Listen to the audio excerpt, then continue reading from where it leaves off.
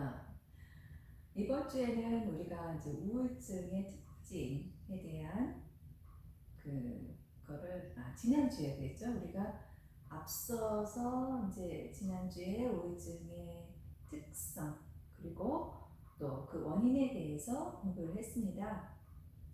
오늘은 경증이나 중등도 우울증의 사람을 돌보는 기술이나 방법에 대해서 우리가 함께 생각해보고 공부하려고 합니다. 여러분들이 이제 시작하기 전에 이제 좀 아셔야 될 게 중증의 우울증의 환자, 그러니까는 시비한 디프레션을 가진 사람들은 반드시 전문가의 도움을 받아야 한다는 거예요. 그러니까 여러분이 크리스천 돌봄을 하는 그 범주에 중증의 우울증 환자는 포함되지 않는다라는 거죠. 그러니까 여러분이 돌볼 수 있는 범위는 제한이 되어 있는데요. 그것은 경증, 그 다음에 중등도 우울증의 돌봄입니다. 그러면 그 중증, 우울증, 피도자를 돌보기 위해서는 무엇을 해야 되느냐? 첫 번째, 피돌봄자를 돌보기 위해서 우울증을 갖고 계시는 피돌봄자를 돌보기 위해서는 첫 번째, 인내가 필요합니다. 정말 많은 인내가 필요한데요. 우울증의 사람은요, 반응이 더디고 이 대화에 있어서 똑같은 말 계속적으로 많이 반복을 합니다. 그래서 여러분이 쉽게 지치기도 하고 똑같은 말 또 하고 또 하고 정말 듣기 싫어 이렇게 뭔가 이렇게 화가 나는 뭔가 이렇게 좀 안 좋은 그런 반응이 있을 수 있는데요. 그래서 이 우울증의 피돌봄자에게 문제가 무엇냐, 당신이 갖고 있는 문제는 이겁니다 라고 이렇게 지적해주고 고쳐주고 싶고 하는 그런 마음이 되게 강하게 들거든요. 그런데 여러분 분명히 기억하셔야 될 거는 여러분이 돌봄자로서 뭔가 고쳐주고 싶고 조언해주고 싶고 지적해주고 싶고 충고해주고 싶은 그런 거는 결코 돌봄에 있어서 도움이 절대 되지 않는다라는 걸 꼭 기억해 주시기 바랍니다. 그래서 인내를 가지고 이렇게 과정지향적인 돌봄의 목표를 두고서 하나님과 그 피돌봄자 자신이 자신의 그들의 우울증의 문제를 해결할 수 있도록 여러분들이 정말 인내를 가지고 돌보셔야 하는 것입니다. 두 번째는요, 수용하는 거예요. 수용. 그러니까 피돌봄자, 우울증을 가진 피돌봄자는요, 까다로워요. 그 예민하다고 그랬죠. 거절받을 거, 관심과 사랑에 대해서 굉장히 예민하기 때문에 많은 사람들이 옆에 있기를 꺼려합니다. 좋아하지 않아요. 그래서 이 우울증을 가지고 있는 피돌봄자는 남이 나를 거절했다라는 그 기분을 경험하게 되는데요. 그래서 쉽게 화를 내거나 대화가 너무 이렇게 루즈하죠. 이렇게 진전도 없고 너무 진부하고 그리고 이제 대화하는 것 자체를 이렇게 꺼려 하거든요. 그리고 이런 거절을 일단 경험하게 되면 더 우울한 그 우울증의 그 증상들이 더 깊어지는 그런 악순환이 이어지게 되는데요. 그러면 여러분들은 그 고통이 무엇인지를 이해해 주는 것이 필요합니다.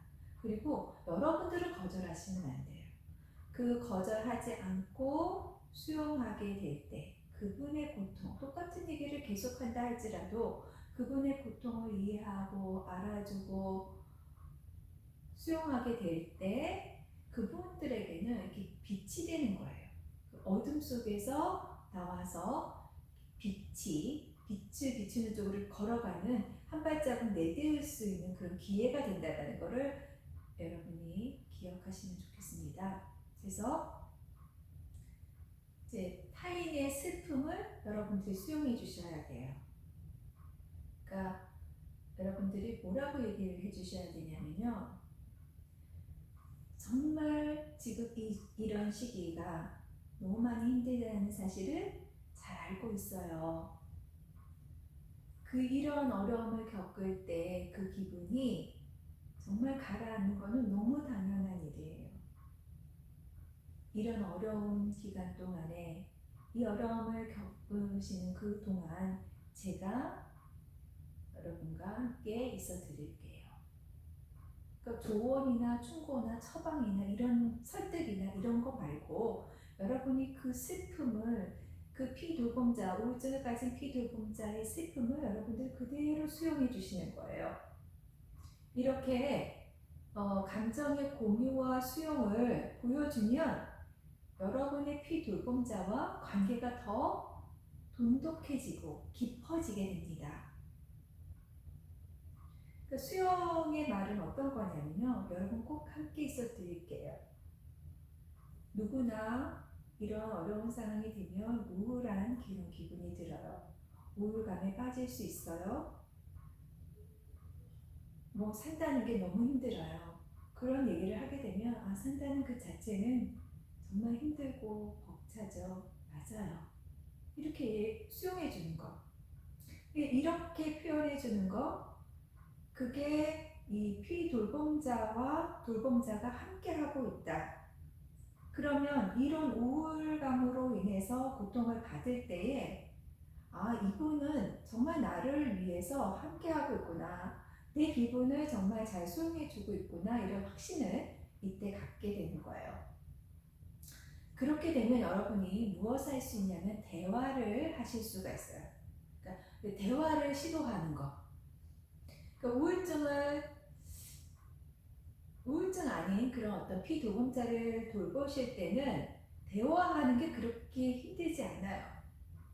근데 이 우울증을 갖고 계신 분들은 그 우울증의 어떤 특성상에 이 돌봄자가 대화를 주도하게 돼요. 그러니까 주도권을 가지고 대화를 시작할 수밖에 없어요. 그분들이 왜냐하면 능동적으로 자기의 이야기를 하는 것이 아니라 굉장히 아주 수동적인 그런 상태이기 때문에 수동적이기 때문에 그러니까 돌봄자가 대화의 시작이 돼야 되고요. 전체 대화를 하는 데 있어서 이끌고 나가셔야 돼요. 그러니까 여러분이 하실 거는 인내하시는 거, 수용하시는 거, 대화를 시도하는 거예요. 그러니까 대화를 시도하는 거가 여러분이 하실 일이에요. 특히 우울증의 피돌봄자는요, 이 침묵이라고 하는 거가 너무 힘들거든요. 긴 침묵을 많이 힘들어하세요. 그러니까 이 침묵이 길어진다라고 하면은 이 침묵이 길어지는 그 시간에 이 우울증을 가진 사람들은 부정적인 생각들을 많이 한다라는 거예요. 그리고 그러면서 자신을 지책하는 것도 많아지게 되겠죠. 그래서 이 우울증의 피돌봄자를 돌보는 데 있어서 침묵은 짧게, 그리고 여러분이 많은 대화를 하실 수 있게 하시는 게 좋습니다.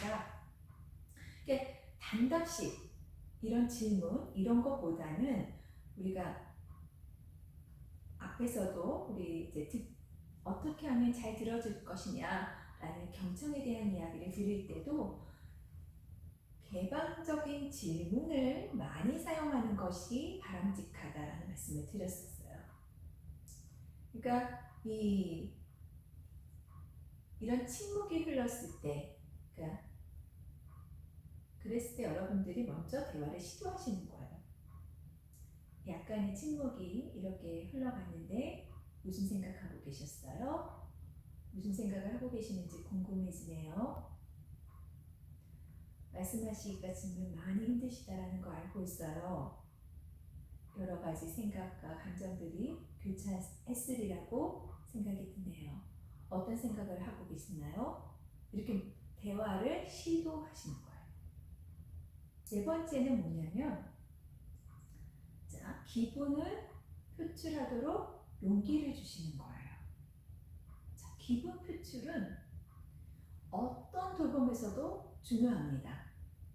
그러니까 모든 종류의 피돌봄자에게 중요하지만 특히 이 우울증의 피돌봄자를 돌볼 때에는 더욱더 필요합니다. 기분을 표출하는 것이 정말 필요하다는 거예요. 그렇지만 이 우울증을 가진 피돌봄자들은 자신의 기분을 표현하는데 굉장히 어려워하고 있습니다. 그러니까 그러기 때문에 여러분들이 물어봐 주셔야 되고 더 이끌어 주셔야 돼요. 그 훌륭한 돌봄자라고 하는 것은 이 우울증의 피돌봄자가 무엇을 생각하고 있는지 말로 표출할 수 있도록 기회를 많이 만들어 주시는 거예요. 그러니까 기분을 잘 표출할 수 있도록 부드럽게 유도를 해주시는 거, 그것이 중요합니다. 그래서 가능하면 이 우울증의 사람이 현재 느끼고 있는 그 기분을 짧은 어떤 문장으로 표현할 수 있도록 용기를 주시는 거예요. 그래서 이런 어떤 뭔가를 이렇게 표출하고 기분을 짧은 문장으로 표현했을 때 여러분들이 굉장히 격려해 주시는 게 필요합니다. 자, 그래서 그런 얘기들을 기분의 어떤 짧은 문장이라도 표현을 했을 때는 여러분들이 제가 그 부분에 대해서 어떻게 생각하고 계시는지, 어떤 감정이 드셨는지 굉장히 궁금했는데 저에게 그 기분을 말씀해 주셔서 감사합니다. 기분 말하기라는 것이 쉽지 않죠? 이렇게 기분을 표출할 수 있도록 용기를 주시는 게 필요합니다. 또 우울증의 사람은요, 이렇게 아주 매우 빈번하게 이 울고 싶은 기분을 넌지시 암시할 때가 있어요. 암시죠. 지금 울고 있지는 않아요. 그렇지만 안에는, 이 마음 속에는 울고 싶은 충동이 많이 있는 거거든요. 그렇기 때문에 여러분은, 크리스천 돌봄자는 이 우울증의 피돌봄자가 울고 싶어 하는 그런 어떤 마음에 민감하셔야 되겠죠. 그리고 그런 걸 잘 비언어적 메시지 이런 것들 잘 보시면서 잘 알아낼 뿐만 아니라 울고 싶을 때 용기 내서 울 수 있도록 이렇게 격려해 주시고 용기를 주셔야 돼요. 그러니까 울고 싶으면 참지 마세요. 때로는 눈물을 흘리는 것이 어려운 그 기분을 해결하는 데 도움이 됩니다. 운다는 것은 나쁜 게 아니에요. 오히려 좋아요. 좋은 일이에요. 이렇게 울 수 있도록 용기를 주시는 것이 되게 필요하고요. 또 하나, 기분을 표출하는 거에 있어서 기분에 대한 얘기했지만 우울증의 사람들이 종종 화를 잘 낸다라고 얘기를 했죠. 그러면 이 화를 종종 잘 내는데 이게 너무 가슴속 깊이 있는 분노거든요. 여기에 너무 꽉 박혀 있어가지고 이게 표출되기가 어려운 상태라는 것을 인식할 필요가 있어요. 그래서 이 분노가 이제 2차 감정이라는 말씀 드린 적 있어요. 그러니까 분노의 배후에 있는 감정이 무엇인지 그것을 표출하도록 용기를 주시는 게 필요한 거예요. 그러니까 무엇에 대해서 화가 나셨네요. 그 일에 대해서 좀 더 듣고 싶은데요. 이렇게 분노 속에서 화를 가지고 있다 그러면 그 화나는 그 속에서 기분을 잘 표출할 수 있도록 용기를 주시는 게 필요합니다. 우리 이제 기독교인들 중에 화를 내면 안 된다라고 생각하시는 분들이 이제 계세요. 뭐 많지는 않지만 요즘은 뭐 기독교인들도 그 감정에 대한 얘기들을 많이 하는데 이제 화를 내면 바르지 않다 이렇게 생각하시는 분들 계시는데 성경에서도 화를 내는 그 하나님 백성이지만 하나님한테도 화를 내고 있는 그런 구절들을 많이 보게 되죠. 그래서 사람은 이렇게 성경에 나와 있듯이 사람은 때때로 화를 낼 수도 있다. 이런 거를 말해주면 용기가 생길 수 있습니다. 기분을 표출하는데.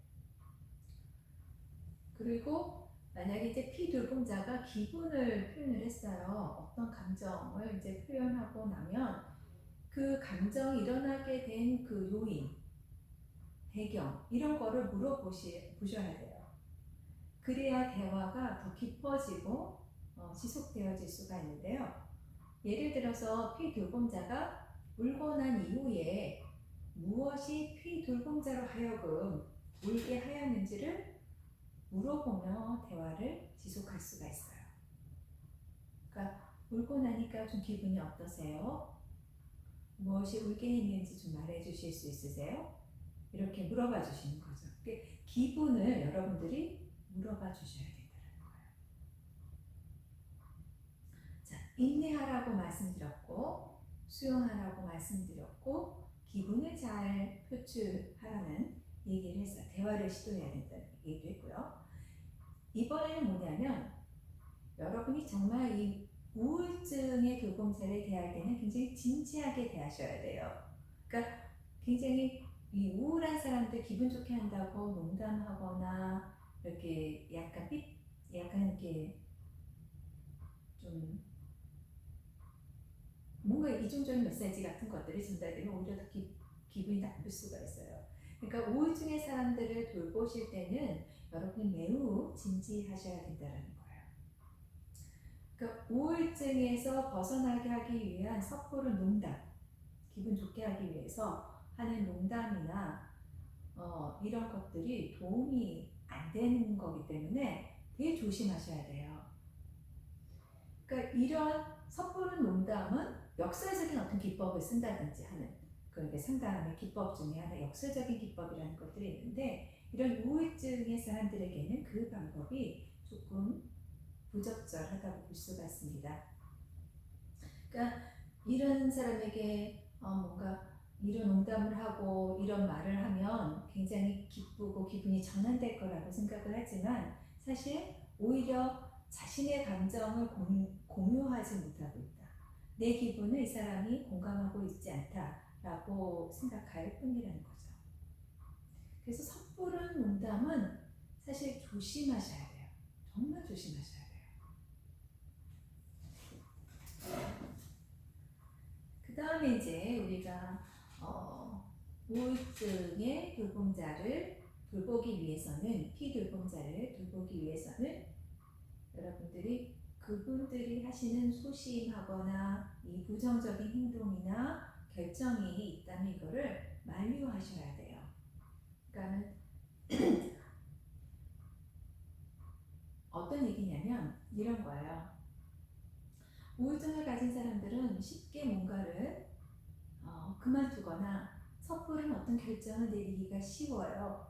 그래서 뭐 갑작스럽게 학교를 그만둔다든지 직장을 그만둔다든지 아니면 누구와의 관계를 완전히 끊어버린다든지 이런 섣부른 결정을 내릴 수가 있습니다.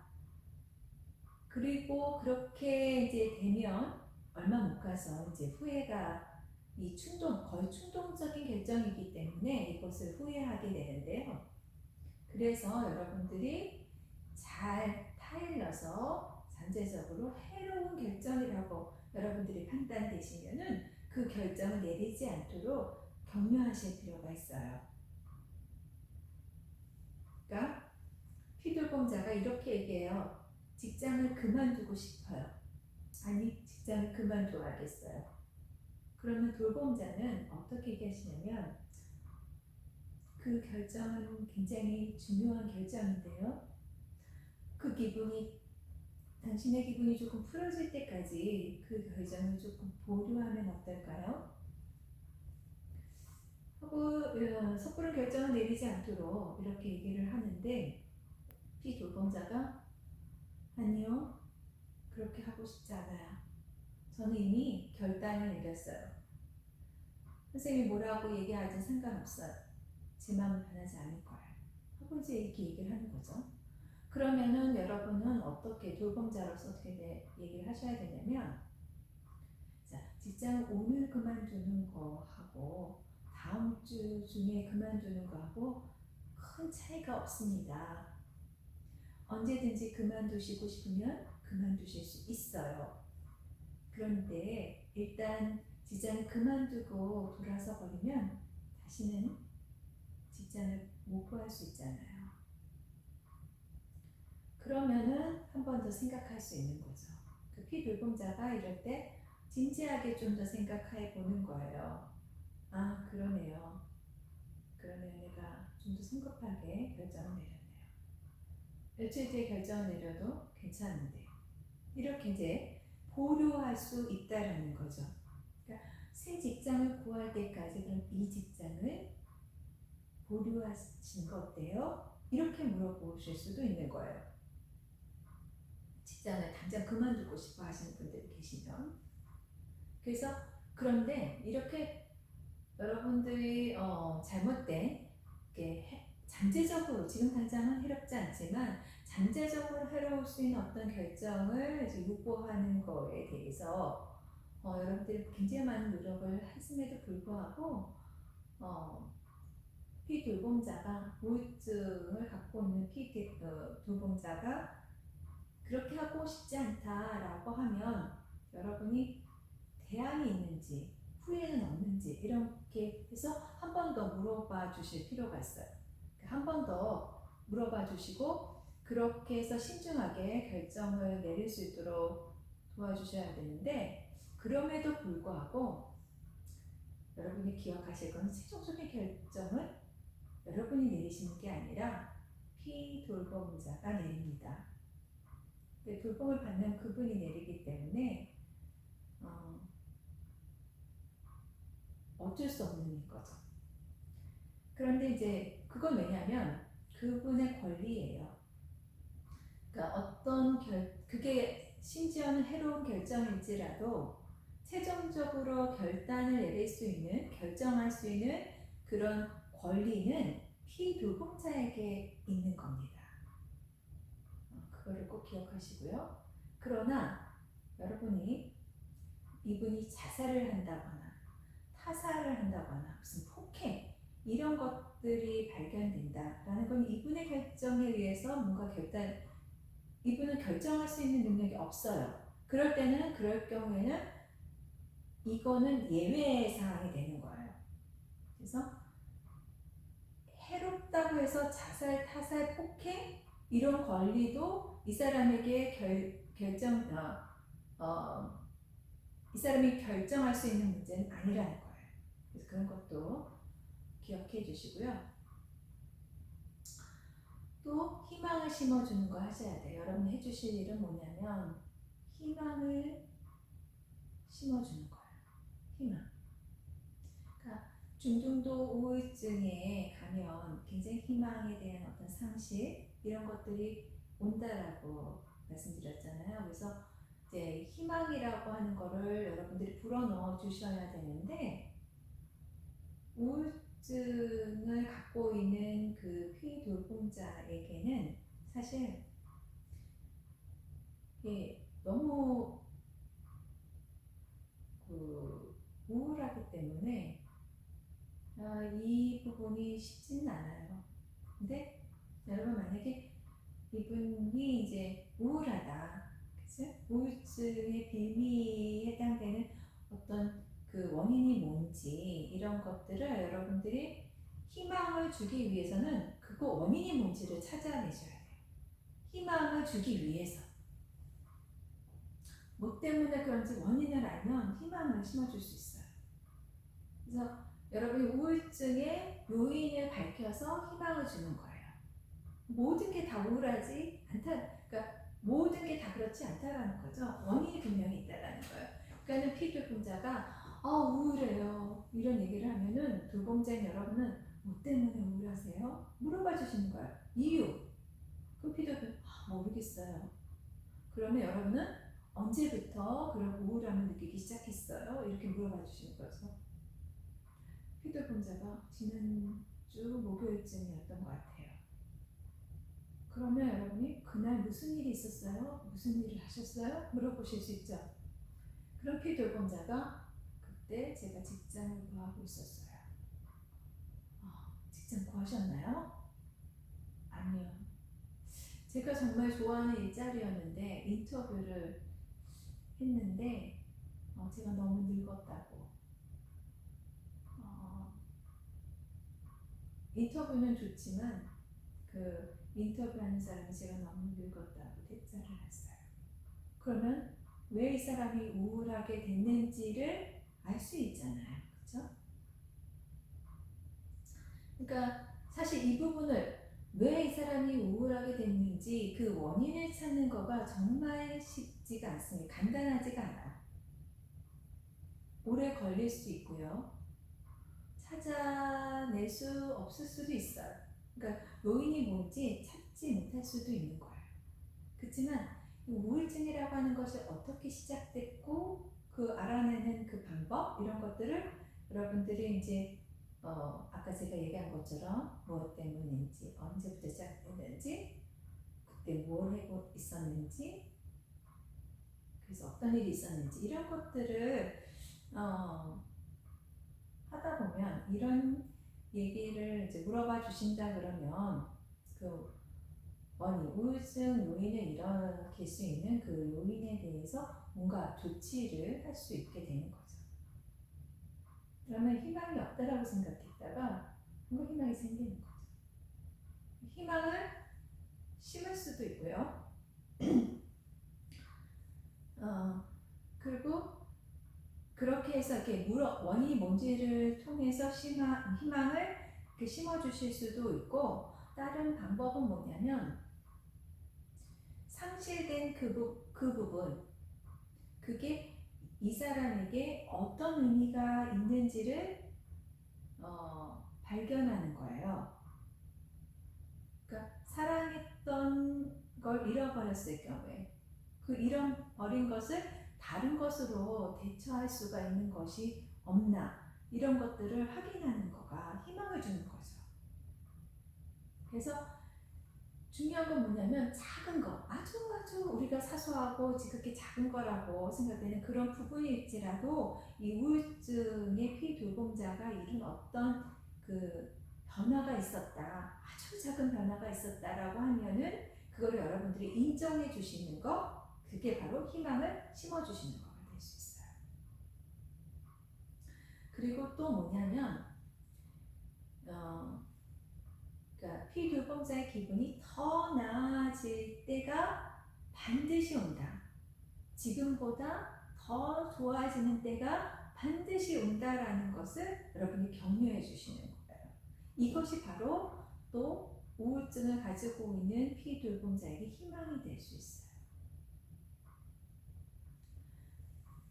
마지막으로 여러분이 해줄 수 있는 것 또 하나는 뭐냐면 전통적인 기독교의 확증을 주는 건데요.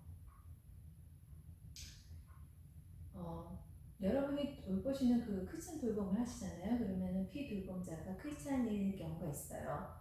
근데 이거는 피돌봄자가 크리스찬이지만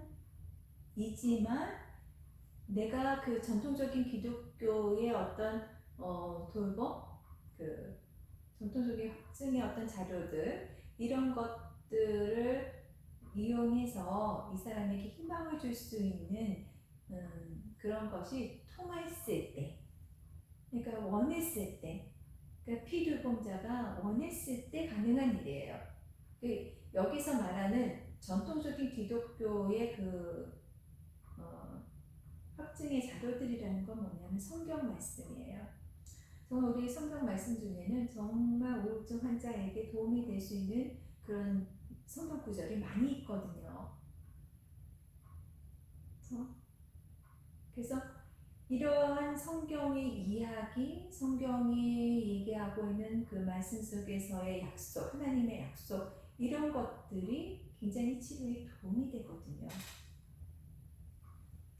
특히 이제 우울증을 갖고 계신 분들에게 로마서 8장 31절에서 39절 말씀이라든지 제가 이제 로마서 8장 31절에서 39절 말씀 읽어드릴게요. 그런즉 이 일에 대하여 우리가 무슨 말을 하리요? 만일 하나님이 우리를 원하시면 누가 우리를 대적하리요? 자기 아들 아끼지 아니하시고 우리 모든 사람을 위하여 내어주신 이가 어찌 그 아들과 함께 모든 것을 우리에게 은사로 주지 아니하시겠느뇨? 누가 능히 하나님의 택하신 자들을 송사하리요? 의롭다 하신 이는 하나님이시니 누가 정죄하리요? 죽으실 뿐 아니라 다시 살아나신 이는 그리스도 예수시니 그는 하나님 편에 계신 자여 우리를 위하여 간구하시는 자시니라. 누가 우리를 그리스도의 사랑에서 끊으리요? 환난이나 공고나 핍박이나 기근이나 적신이나 위험이나 칼이라. 기록된 바 우리가 종일 주를 위하여 죽음을 당케 되며 도살할 양같이 여김을 받았나이다 함과 같으니라. 그러나 이 모든 일에 우리를 사랑하시는 이로 말미암아 우리가 넉넉히 이기리라 내가 확신하노니 사망이나 생명이나 천사들이나 권세자들이나 현재일이나 장래일이나 능력이나 높음이나 기쁨이나 다른 아무 피조물이라도 우리를 우리 주 예수 그리스도 안에 있는 하나님의 사랑에서 끊을 수 없으리라 라는 말씀이에요. 그러니까 하나님의 사랑에서 끊을 수 없고 환난과 핍박과 기근과 적신, 위험, 칼, 죽음 이런 모든 것에서 우리를 사랑하시는 이로 말미암아 우리가 넉넉히 이긴다라는 말씀이에요. 이게 로마서 8장 31절에서 39절 말씀이거든요. 그리고 또 하나 더 읽어드릴게요. 여러분들이 잘 아시는 이사야 말씀이잖아요. 너는 알지 못하였느냐 듣지 못하였느냐 영원하신 하나님 여호와 땅끝까지 창조하시는 자는 피곤치 아니하시며 곤비지 아니하시며 명철이 한이 없으시며 피곤한 자에게는 능력을 주시며 무능한 자에게는 힘을 더하시나니 소년이라도 피곤하며 곤비하며 장정이라도 넘어지며 자빠지되 오직 여호와를 앙망하는 자는 새 힘을 얻으리니 라는 말씀이 있어요. 그렇죠? 그래서 독수리 날개 치며 올라갈 것이며 다른 박질을 하여도 곤비치 아니하겠고 걸어가도 피곤치 아니하리라. 이사야 40장 말씀이에요. 40장 28절에서 31절 말씀인데요. 또 무슨 말씀이 있냐면은 시편 42편 1절에서 5절 말씀이에요. 제가 좋아하는 성경 말씀인데요. 하나님이여 사슴이 시냇물을 찾기에 갈급한 같이 내 영혼이 주를 찾기에 갈급하나이다. 내 영혼이 하나님 곧 생존하시는 하나님을 갈망하나니 내가 어느 때에 나아가서 하나님 앞에 배울고 사람들의 종이 나더러 하는 말이 내 하나님이 어디 있느뇨 하니 내 눈물이 주야로 내 음식이 되었도다. 내가 전에 성의를 지키는 무리와 동행하여 기쁨과 찬송의 소리를 바라며 저희를 하나님의 집으로 인도하였더니 이제 이 일을 기억하고 내 마음이 상하는도다. 내 영혼아 내가 어찌하여 낭망하며 어찌하여 내 속에서 불안하여 하는고 너는 하나님을 바라라. 그 얼굴의 도우심을 인하여 내가 오히려 찬송하리로다. 시편 42편 1절에서 5절 말씀이에요. 내 영혼아 내가 어찌하여 낭망하며 어찌하여 내 속에서 불안해하는고 너는 너의 하나님을 바라라. 제가 한참 힘들었을 때 이 찬송가가 제 머릿속에 환청같이 이렇게 성가대의 그 모든 성가대에게 합창을 하면서 들려오더라고요. 굉장히 큰 위로를 받았는데요. 하나님 말씀은 이렇게 큰 위로가 됩니다. 큰 삶 절망 가운데서 앞으로 나아갈 수 있는 어떤 희망이 됩니다. 또 하나는 로마서 5장 1절에서 6절 말씀이에요. 그러므로 우리가 믿음으로 의롭다 하심을 얻었은즉 우리 주 예수 그리스도를 말미암아 하나님으로 더불어 화평을 누리자. 또한 그로 말미암아 우리가 믿음으로 서 있는 이 은혜에 들어감을 얻었으며 하나님의 영광을 바라고 즐거워하느니라. 다만 이뿐 아니라 우리가 환난 중에서도 즐거워하나니 이는 환난은 인내를, 인내는 연단을, 연단은 소망을 이루는 줄 알미로다. 소망이 부끄럽게 아니함은 우리에게 주신 성령으로 말미암아 하나님의 사랑이 우리 마음에 부은 바 됨이니 우리가 아직 연약할 때에 기약대로 그리스도께서 경건치 않은 자를 위하여 죽으셨도다. 자, 우리가 믿음으로 서 있는 이 은혜에 들어감으로써 우리가 하나님의 영광을 바라고 즐거워하고 환난 중에서도 즐거워한다. 환난 가운데서도 인내, 연단, 소망 이런 걸 이룬다라는 거죠. 자, 이렇듯 우울증을 가진 그 우울증으로 인해 고통받고 있는 피돌공자에게 하나님의 말씀은 큰 희망이 됩니다. 또 뿐만 아니라 기도라고 하는 것은 하나님의 주신 유용한 치료 선물인데요.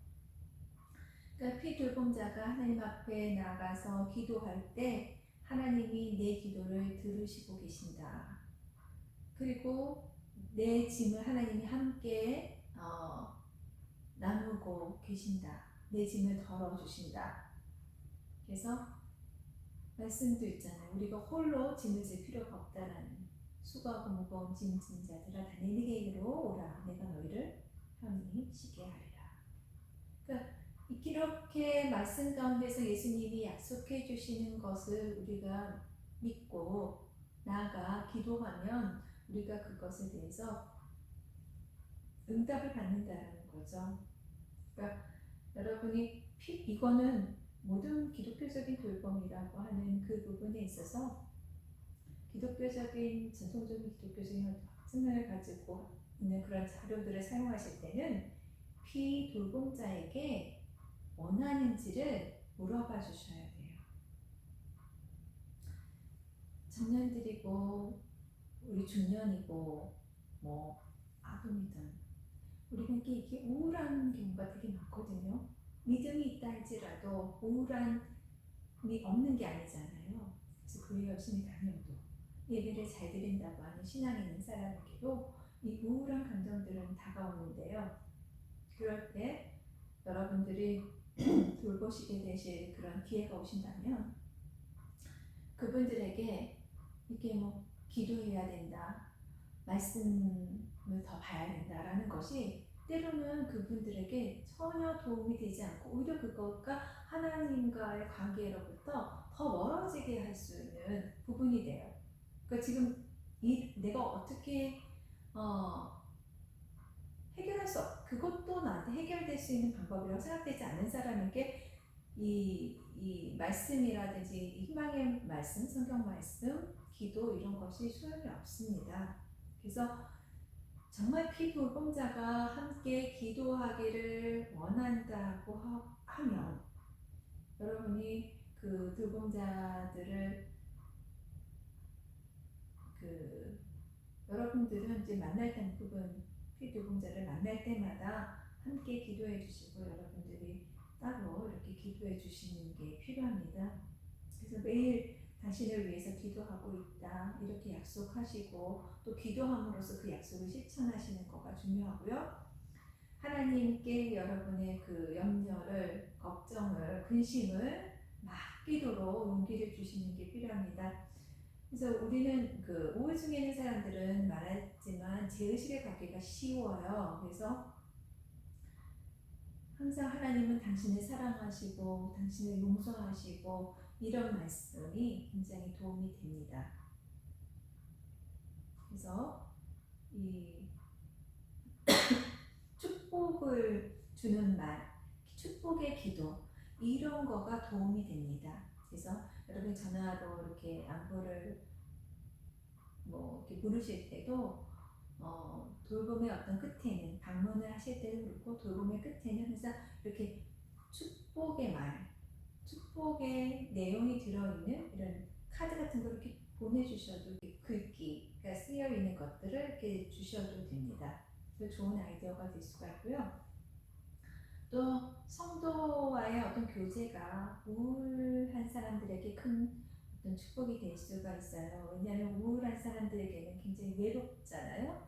그렇기 때문에 함께 기도하고 같이 예배드리고 이런 것들이 축복이죠. 이렇게 기독교적인 다양한 어떤 돌봄의 자원이 분명히 있어요. 말씀, 기도, 예배, 교제 이런 것들인데 이런 것들은 이분들이 혼자 있는 곳에서 이렇게 밖으로 나갈 수 있도록 하는 굉장히 용기를 줄 수 있는 건데 반드시 이분들이 원하는 그때 하셔야 되는 거예요. 바라실 때. 그래서 항상 이게 이분들이 두려움을 갖고 있다 그러면 그런 두려움에서 밖으로 나올 수 있는 용기를 주시는 게 필요해요. 그게 이제 예배, 교제 이런 것들이 될 수 있겠죠. 여러분들이 또 하실 일은 뭐냐면 이제 기독교적인 이런 돌봄 이것도 필요하고 또 덧붙여서 우울증의 피돌봄자로 하여금 할 수 있는 작은 일 이런 거를 시도해 볼 수 있도록 권하는 게 필요합니다. 그러니까 우울증에 있는 사람은요 첫 발을 내디뎌야 되는데 이 우울증에서 벗어나기 위한 첫 발을 반드시 밟아야 되는데 이 첫 발을 밟기가 너무 어렵다는 거예요. 그러니까 우울증에서 벗어나기 위한 큰 일을 하기 위해서는 먼저 작은 일을 해야 돼요. 작은 일. 아주 작은 일. 그게 의도적으로 그 작은 발걸음을 내디딜 수 있도록 용기를 주는 게 필요합니다. 그래서 첫 발만 쉽게 내딛는다면 그 다음 발걸음은 좀 더 쉬워지고 그 다음 발걸음은 또 쉬워지고 그래서 결국에는 마지막에는 우울증에서 벗어날 수 있는 거거든요. 그래서 주의를 하셔야 될 거는 이때는 정말 인내가 필요해요. 정말 인내가 필요해요. 내가 이렇게 하는데 왜 안 따라오지? 왜 이렇게 작은 내 발걸음이라도 한 발짝을 들이면 되는데 왜 안 하지? 그런데 그렇게 해서 막 이렇게 성급하게 생각하시면 안 돼요. 천천히 시도해야 되고 절대로 조급하거나 서두르거나 강요하거나 밀어붙이거나 이렇게 해서는 절대 안 됩니다. 그러니까 뭔가 피돌봄자가 뭔가 작은 일을 시도할 수 있도록 여러분들이 이렇게 권하시는 게 필요해요. 그래서 이렇게 계획을 짜는 게 필요하겠죠. 그 다음이 이제 점차적으로 이제 독립적이 되도록 인도하시는 거예요. 그러니까 우울증을 갖고 있는 사람들의 특징 중에 하나가 이 의존성이라는 거거든요. 그래서 많은 사람들이 이 우울증으로서 벗어나기 시작하는 그 순간부터 이제 이 독립적인 행동을 하도록 용기를 여러분들이 주셔야 되는 거예요. 그러니까 우울증에서 약간 벗어나기 시작하는 그 순간이 있어요. 그러면 여기서부터는 이제 독립적인 행동을 하도록 용기를 주기 시작하는 건데 그거는 뭐냐면 스스로 자기 일에 대해서 책임을 지는 거죠. 피돌봄자가 돌봄자에게 이제 지나치게 의존적이 되는 경우에는요, 여러분들이 이제 피돌봄자가 스스로 할 수 있는 일이 뭐가 있는지 그런 것들을 시도해 보시는 것이 좋습니다. 자, 또 하나는 신체적인 접촉으로 이 우울증이 있는 사람들 돌보는데 신체적인 접촉을 통해서 이렇게 돌봄을 하시는 것이 되게 관심의 표현이 된다. 우울증인 사람들에게. 근데 제가 누누이 얘기하지만 신체적인 접촉이라는 것은 굉장히 민감한 부분이에요. 특히 돌보는 사람들. 그래서 제가 남자는 남자가 돌봐야 되고 여자는 여자가 돌봐야 된다 이런 말씀을 드렸는데 이 포옹을 한다든지 악수를 한다든지 어깨를 이렇게 두들겨주는 이런 것들이 굉장히 따뜻한 신체적인 접촉이거든요. 그래서 이것이 우울증에 있는 피돌봄자에게서는 굉장히 많은 안정감을 줄 수 있는 거예요. 그래서 뭐 이렇게 격려에만 용기 주는 이 수백 마디, 수천 마디 이런 말보다 사실 이렇게 마음에 담긴 사랑이 담긴 이 신체적인 접촉이 훨씬 더 나은 경우가 있습니다. 그러나 절대로 여러분이 주의하셔야 될 것은 예의에 벗어나면 안 돼요. 그러니까 예의에 벗어나지 않는 범주 내에서 신체적인 접촉을 하시는 거예요. 상대방이 굉장히 불편하게 느끼거나 여러분이 또 불편하게 그러니까 돌봄자나 피돌봄자 상호 간에 서로 신체적인 접촉이 불편하게 느껴진다라고 하면은 그거는 하지 말아야 되는 거예요. 곤란한 부분이라는 거죠. 그리고 여러분이 그 부분에 대해서 이게 안정감을 주기 위해서 하는 건데 그렇지 않고 뭔가 이상한 느낌이다라고 하면은 그리고 잘 모르겠다 그러면 이게 안정이 되는지 어떤지 잘 모르겠다 그러면 여러분이 물어봐서 확인해 주시는 게 필요합니다. 이번에는 자 전문가에게 위임해야 되는 거에 대한 부분을 제가 한 번 더 중요하기 때문에 리뷰를 하겠습니다. 그러니까 우리가 우울증, 복습이 될 수 있는데 우울증이 세 종류 있다고 그랬죠? 경증, 중등도, 심한 중증 우울증 이랬는데 경증의 우울증은 뭐라고 했어요? 보편적인 우울증으로 스트레스 상황에서 오는 우울증이라고 했어요. 그래서 행복한 일에서도 우울증이 생길 수 있다라는 얘기를 했고 중등도 우울증이라는 거는 스트레스가 아니라고 했어요. 스트레스는 아니지만 희망이 없다라고 느껴지는 그 우울증인데 이거는 경증의 우울증보다 강도가 조금 심해요. 그렇지만 이 중등도 우울증이라는 거는 슬픈 사건 때문에 일어나는 거예요. 상실이라는 얘기를 좀 드렸죠. 그래서 이러한 거가 일상생활에 삶의 지장을 초래하진 않는다고 했어요. 근데 이게 중등도 우울증이 오래 간다. 그러면 이게 중증의 우울증으로 갈 수가 있어요. 심각한 지경으로 발전될 수 있기 때문에 이쯤에 대해서는 이게 오래된다라고 중등도 우울증이 지속이 계속된다라고 하면은 이거 전문가의 도움이 필요한 거예요. 중증의 우울증은 뭐예요? 이거는 우리가 이제 DSM-5라고 하는 그 진단에서 진단명이 내려지는 그런 심각한 우울증이라고 볼 수 있는데요. 바깥 세상에 대한 흥미를 잃어버린다, 뭐 신체적인 변화가 온다, 또 자살 같은 거 이런 거를 할 수가 있기 때문에 이런 중증의 우울증의 사람이라고 하면은 반드시 여러분들이 보시고 전문가적인 치료를 받을 수 있도록 권유를 하셔야 돼요. 자, 전문가에게 위임할 상황이 도달한 우울증의 특징을 다시 한번 보면요. 불행하다고 느끼는 그 기분이 좀 더 심해진다. 그러면 전문가에게 위임하셔야 돼요. 여러분들이 몇 차례 이렇게 만났는데, 피돌봄자를 만났는데 우울감에서 벗어나지 못하고 계속적으로 절망감이 지속이 된다. 미래에 대해서도 이 자신에 대해서도 굉장히 부정적인 생각에서 벗어나지를 못하고 있다라고 하면은 전문가를 위임해야 된다라는 거예요. 그리고 자기 자신을 계속적으로 고립시킨다든지 하는 거, 자살에 대한 생각이나 말을 자주 한다라든지, 현실을 왜곡하는 경우, 그러니까 터무니없는 말들을 늘어놓는 거예요. 현실하고 전혀 관계없는 말, 그리고 말에 초점이 없고 횡설수설한다 그러면 전문가에게 위임하셔야 돼요. 그리고 우울함이라고 하는 것을 합리화한다, 전문가에게 위임하셔야 되고, 자기가 무슨 문제가 있는지 문제에 대한 인식이 없다. 그러면 이게 의사소통하는데도 설득력이 없어요. 그리고 이런 내가 설득하고 뭐 진지하게 이렇게 커뮤니케이션 대화하고 시도하는데 전혀 거기에서 벗어날 기미가 보이지 않고 그런 어떤 노력도 하지 않고 모르겠다 애매모호한 이런 것들이 되풀이되면 여러분들이 전문가를 찾으셔야 돼요. 그리고 우울함을 감추려고 과장된 어떤 행동을 한다든지 자신이 이용당했다고 생각을 한다든지 하는 거는 전문가의 도움이 필요합니다. 그래서 자살에 대한 생각을 한 적이 있다? 그러면 한 적이 있느냐고 물었을 때 네라고 대답하면 전문가에게 위임하셔야 되고요.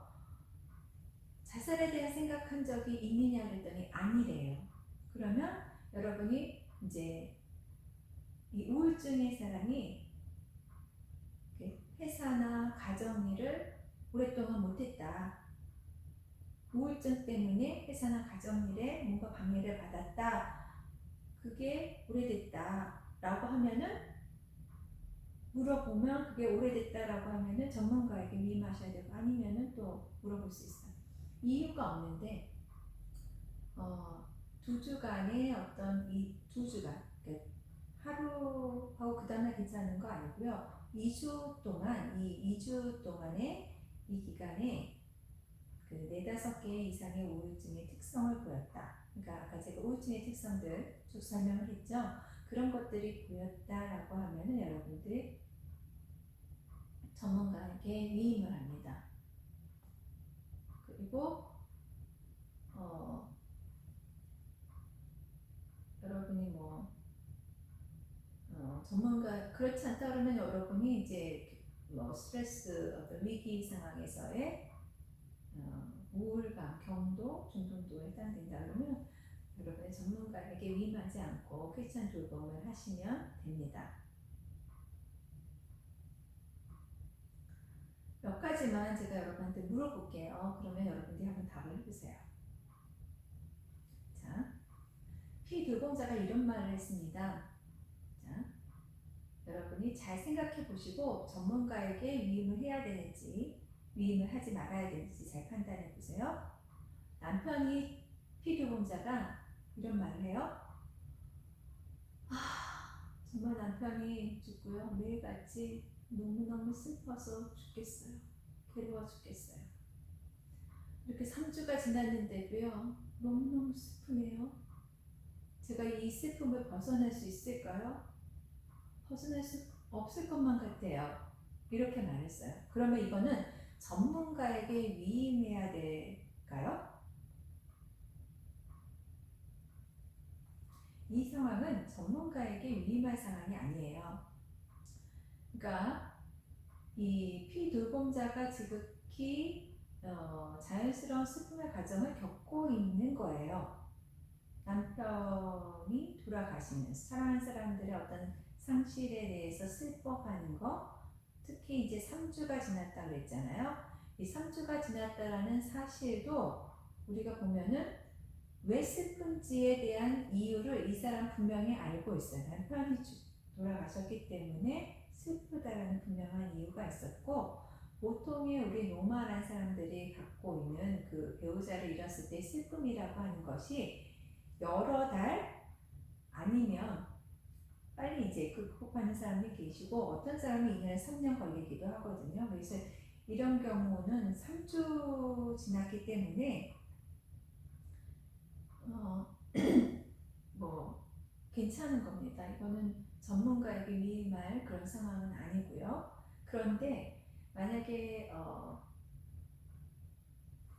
3주밖에 안 됐는데 벌써 슬픔을 다 극복했다라는 것을 가장을 하는 거, 또 3주가 지났는데 또 그 계속 우리 남편이 돌아올 것 그러니까 남편이 죽었다라는 것을 인정하지 않는, 그러니까 계속 그런 사실을 부인하는 그 단계에서 벗어나고 있지 못한다고 하면은 이거는 문제가 될 수 있어요. 그래서 이럴 경우에는 전문가에게 위임하는 게 필요하고요. 하나만 몇 개만 조금 더 해볼게요. 자, 피돌봄자 정말 시간이 지날수록 이 슬픔의 그 깊이가 더 깊어지는 거예요. 그리고 이제 점차 자기 자신에 대한 기분에 대해서도 또 감정에 대해서도 말하기 힘들어하고 있고요. 계속되는 이 크리스천 돌봄자가 방문을 하는데도 얼굴에 슬픈 기색이 여전하고 그냥 조용히 앉아만 있어요. 그 슬픈 이유를 물어도 그냥 고개만 저을 뿐 별 말씀이 없어요. 이렇다고 하면 전문가에게 위임해야 할까요? 네. 이때는 여러분이 전문가에게 위임하셔야 돼요. 불행한 느낌이라고 하는 것이 이게 깊어진다고 하거나 감정을 나누기가 정말 이렇게 힘들다고 하면은 그리고 또 다른 사람과의 관계가 맺어지기 어렵다, 힘들어한다. 그러면은 전문가의 도움이 필요한 거예요. 자, 피교금자가 두통을 호소합니다. 그리고 매일 너무너무 피곤하다고 얘기해요. 극도로 피곤함을 호소하고 있어요. 근데 의사 말이, 그래서 병원에 갔더니 의사 말이 두통을 일으킬 원인이 없다는 거예요. 그러니까 신체적인 원인이 없다는 거죠. 두통은 일어나지만. 그래서 그런데 이 두통이 2달째예요. 2달째. 잠깐 있다 만 게 아니라 2달째나 이제 이어지고 있어서 많이 힘들어하고 있어요. 그러면은 어떻게 하면 이분은 이제 전문가에게 위임을 해야 할까요? 의사는 이상이 없다는 신체적인 두통이 2달 이상 간다. 슬픔 때문에. 이거는 전문가에게 위임을 하셔야 돼요.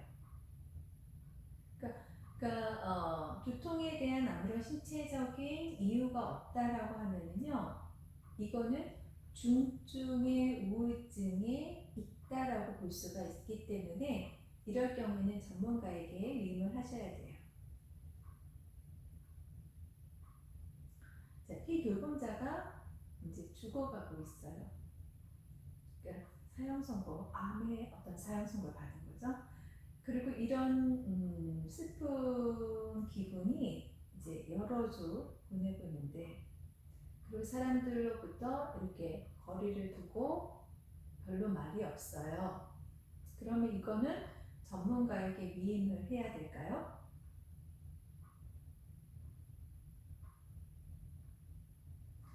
이거는 전문가에게 위임할 그런 상황은 아닙니다. 죽어가는 사람에게 나타나는 정상적인 반응이에요. 정상적인 우울증이에요. 우리가 죽어가는 사람에게도 우울이 일어나고 우울증이 일어난다는 얘기를 앞으로 이제 여러분에게 또 할 건데요. 또 슬픔을 겪고 있는 사람들도 마찬가지죠. 상실에 의한 그것도 정상적인 우울증이 있다라는 거죠. 이럴 경우에는 여러분이 돌보시면 됩니다. 자, 피규금자가 최근에 이런 말을 했어요. 남편이 죽은 이후에 참 너무 힘들어요.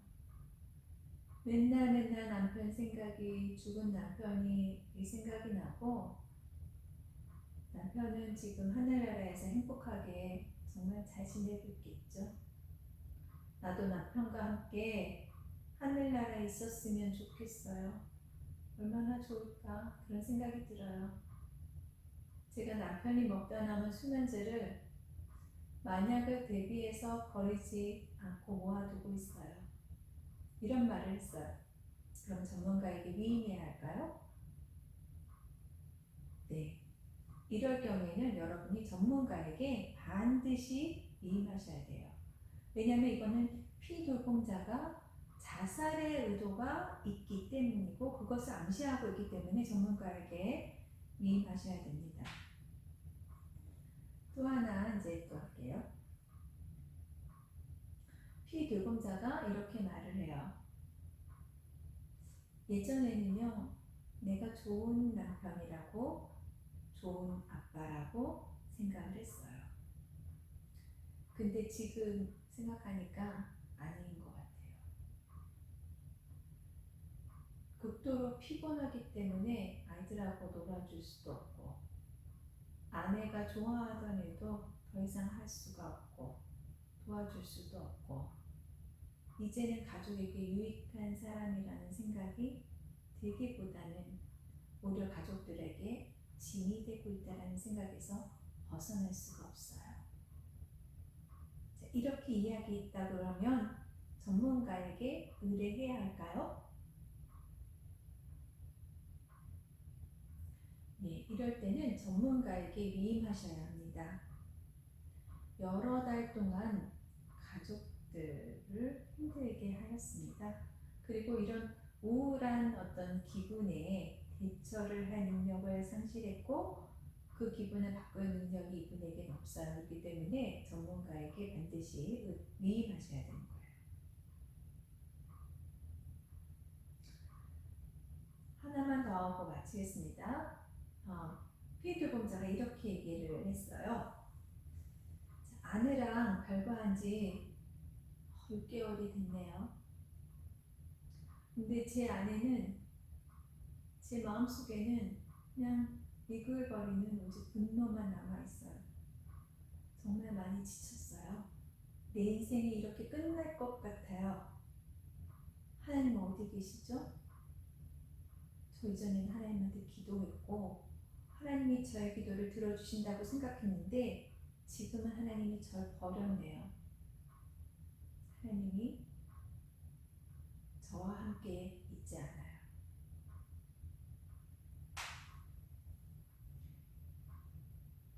이분은 전문가에게 위임하는 것이 좋습니다. 이런 별거나 이혼이나 이럴 때 나타날 수 있는 자연스러운 감정 같이 보여요. 그렇죠? 그런데 문제는 기간이에요. 자, 6개월이라는 시간이 지났는데도 불구하고 여전히 개선의 의지가 없고 상황이 나빠지고 있기 때문이죠. 남아있는 게 분노만 남아있대잖아요. 아내와 별거한 지 6개월이 지났는데. 그래서 이러한 경우 같은 경우는 전문가에게 위임하는 것이 도움이 된다라는 겁니다.